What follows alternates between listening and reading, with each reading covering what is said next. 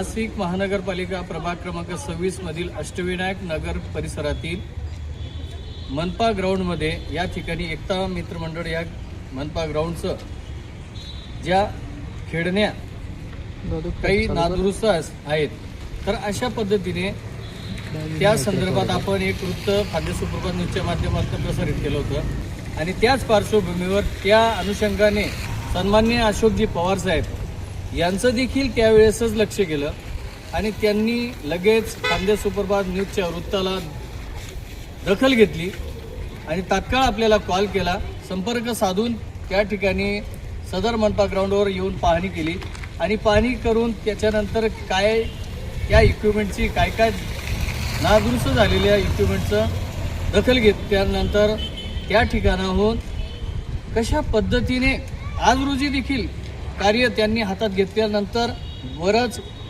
एक 8 दिवसापासून स्वतः अशोक पवार साहेब एकदम स्वतः लक्ष घालून त्या कामाकडे आहेत आणि त्यांच्याकडनं आता रोजी थोडक्यात ते एका मशीनचं एका खेळण्याचं काही बेरिंगचं काम होतं ते देखील करण्यात आलं. आपण त्यांच्याकडनं जाणून घ्या. पवार साहेब, तसं तर मी स्वतः मेकॅनिकल क्षेत्रातनं असल्यामुळं मला या गोष्टीची आवड आहे.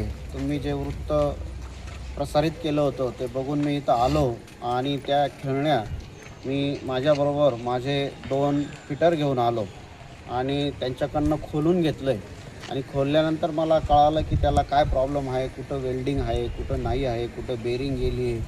त्या ठिकाणी जुन्या बेरिंग तुटल्या होत्या, त्या सर्व आम्ही काढल्या, गरम करून सर्व बेरिंग काढल्या आणि ते इक्विपमेंट आज रिपेअर करण्यात आलेलं आहे.